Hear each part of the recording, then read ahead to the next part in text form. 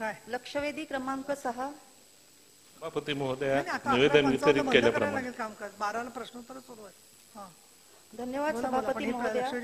चालू ठेवा. कळमनुरी येथील आदिवासी विकास प्रकल्प कार्यालयामार्फत या हद्दीमध्ये जवळजवळ 6 नामांकित शाळा चालवल्या जातात.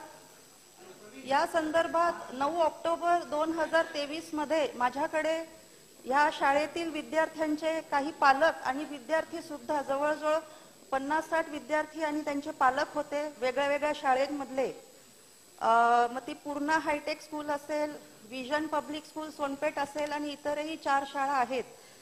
तर तिथे या पालकांची अशी तक्रार होती की त्या विद्यार्थिनींना तिथे स्वयंपाकी नसल्यामुळे स्वतःच हाताने स्वयंपाक करून सर्व हॉस्टेलच्या मुलांसाठी तिथे जेवणाची सोय करावी लागते. त्याचबरोबर तिथे एका मोठ्या हॉलमध्ये जवळजवळ शेकडो विद्यार्थी, 100 ते 250 विद्यार्थी काही शाळांमध्ये आहेत. प्रश्न विचारत आहे सगळ्यांना. तर विषय गंभीर आहे, आदिवासी समाजाचा आहे आणि थोडा गंभीर आहे. हे पालक ऊस तोडणीसाठी बाहेर जातात आणि मोठ्या विश्वासाने त्यांनी त्यांचे पाल्य या शाळांमध्ये चांगलं शिक्षण मिळावं व चांगल्या पद्धतीचं त्यांना जेवण मिळावं, सोयी सुविधा व्हाव्यात म्हणून ते ठेवून जातात. परंतु जो अहवाल अधिकाऱ्यांमार्फत केला जातो तर अधिकारी, अमरावती अप्पर आयुक्तालयातील काही अधिकारी आणि कळमनुरी प्रकल्प येथील काही अधिकारी ते तिथे न येताच तिथला अहवाल कागदोपत्री तयार केला जातो.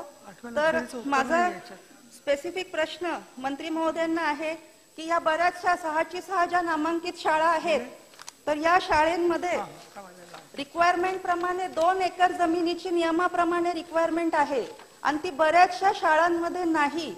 तर त्यांचा 7-12 नीट तपासून त्यांच्यावर कारवाई केली जाईल का?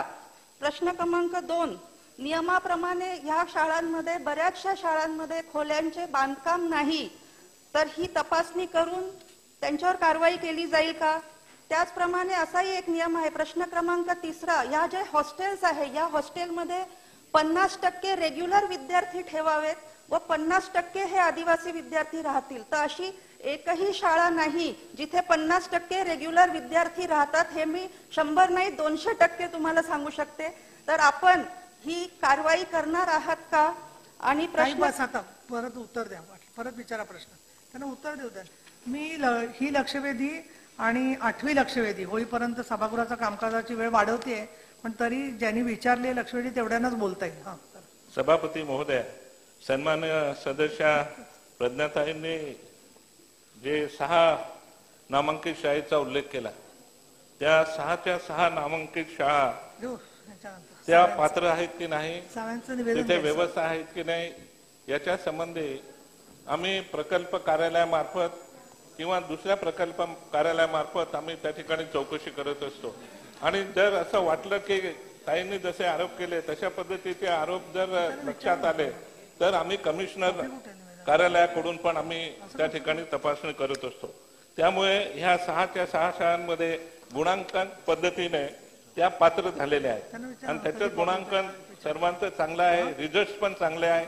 आणि सर्वसाधारणपणे चौकशी केल्यानंतर त्या ठिकाणी असं निदर्शनास आलं आहे की या ठिकाणी सर्व सुविधा उपलब्ध आहेत. आणि त्याच्यानंतर सन्माननीय सदस्यांनी या ठिकाणी जेव्हा तक्रारी केल्या, तक्रारी म्हणण्यापेक्षा प्रश्न टाकला, त्याच्यानंतर सुद्धा आम्ही या ठिकाणी ATC मार्फत विजनची चौकशी केली आणि हायटेकची कमिशनर मार्फत चौकशी केली आणि त्या चौकशीमध्ये ते सर्व सुविधा उपलब्ध असल्याचं त्या ठिकाणी आढळून आलेलं आहे. तरी पण सन्माननीय सदस्य म्हणतात की पुन्हा एकदा चौकशी करा. तर 6च्या 6 सर्व या नामांकित शाळांची चौकशी करू आणि चौकशीमध्ये कुठे त्रुटी आढळल्या तर त्यांच्यावर कारवाई करू. नाही, सन्मानाने आमच्या पाडवे. सभापती महोदय, हे जे नामांकित शाळाचा विषय आहे हा प्रत्येक ठिकाणीचे अडचण आहे. कारण जे शाळामध्ये जे सुविधा पाहिजे आदिवासी मुलांना, जे नामांकित शाळामध्ये जे आपण त्याच्यामध्ये नियम दिले आहे का असं असे नियम असेल त्यालाच देता येणार. पण जर तिथे त्या आता ताईने जे प्रश्न मांडला का तिथे सुविधा नाही, जागा नाही, जेव्हा एक विद्यार्थी तिथे स्वतः स्वयंपाक बनवत असेल आणि जर मंत्री महोदयांना जर जे माहिती दिली असेल का सर्व पूर्व आहे तर हे चुकीचे आहे. कारण असे जे शाळा असेल जे सुविधा आहे जे पुरवत नाही असेल तर त्या शाळावर ताबडतोब कारवाई करणार का, हा माझा स्पेसिफिक प्रश्न आहे.